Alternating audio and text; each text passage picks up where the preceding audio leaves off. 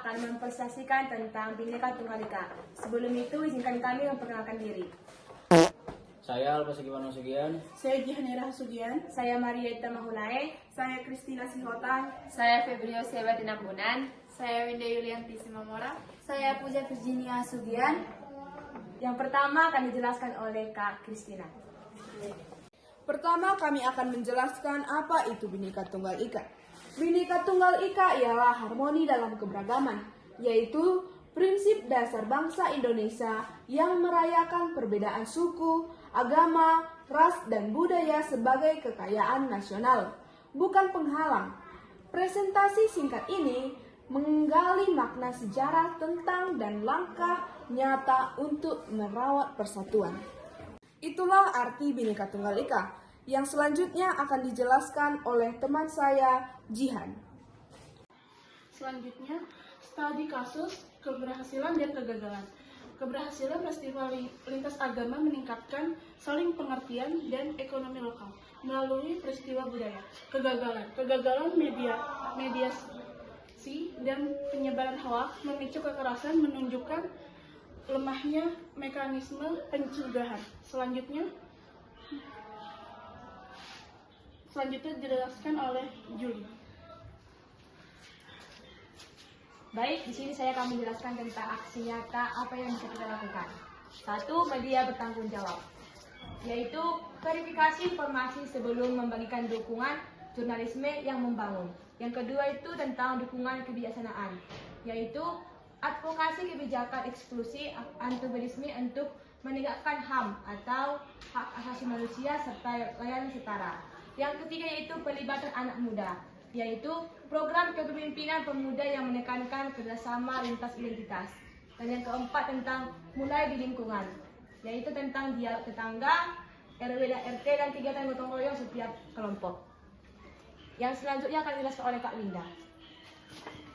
Oke, baik. Di sini saya akan menjelaskan upaya masyarakat dan pemerintah, yang dimana ada 3 bagian. Yang pertama, kebijakan publik. Kebijakan publik, undang-undang anti diskriminasi, program pembangunan inklusif, dan pelayanan publik secara atau setara.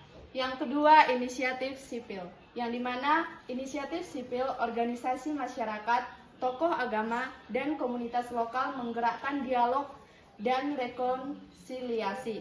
Yang ketiga, kampanye publik, yang dimana kampanye publik, kampanye media yang mempromosikan toleransi, cerita, keberagaman, dan contoh keterlibatan positif. Selanjutnya akan dijelaskan teman saya, Tina. Saya akan menjelaskan apa itu keberagaman di Indonesia.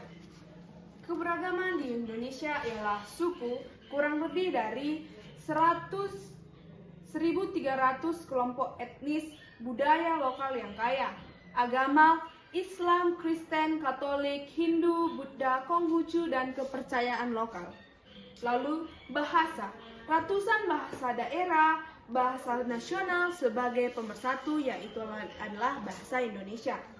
Dan yang terakhir adalah golongan sosial dan urban rural, yaitu ragam pengalaman dan kebutuhan. Selanjutnya akan dijelaskan oleh teman saya, Puja. Baik, di sini saya akan menjelaskan tentang mengapa Bhinneka Tunggal Ika penting hari ini.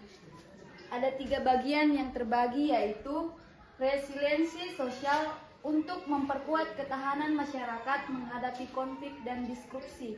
Dan yang kedua, identitas nasional untuk menyatukan keberagaman menjadi kebanggaan bersama.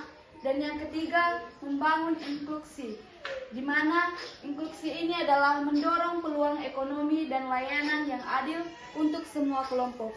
Baik, selanjutnya akan dijelaskan oleh Kak Seba. Baiklah, saya akan menjelaskan sejarah dan makna filosofis dari Bhinneka Tunggal Ika.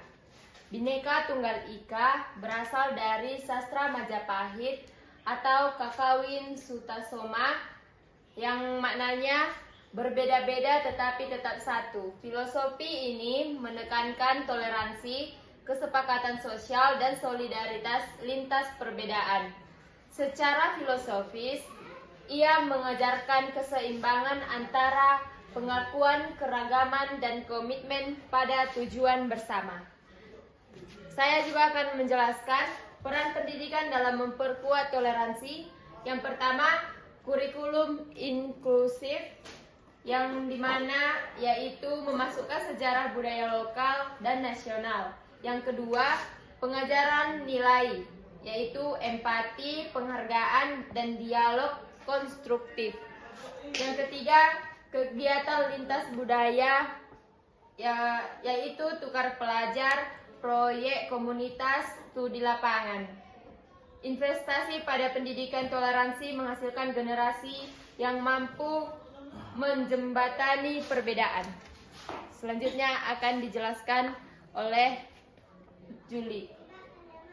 Oke baik, di sini saya akan menjelaskan tantangan dalam menjaga persatuan.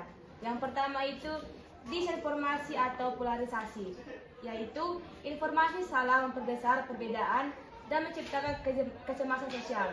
Yang kedua itu ketimpangan ekonomi, yaitu perbedaan akses sumber daya memicu perasaan dan ketidakadilan.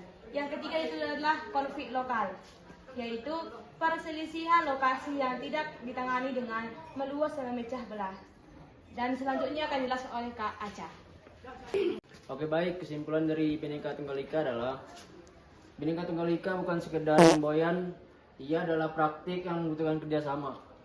Pendidikan, kebijakan, adil, media, bertanggung jawab, dan aksi komunis. Dengan langkah potret dan komitmen harian, kita menjaga persatuan sambil merayakan keberagaman. Sekian presentasi dari kami kelompok 2. Kami mengucapkan Terima kasih.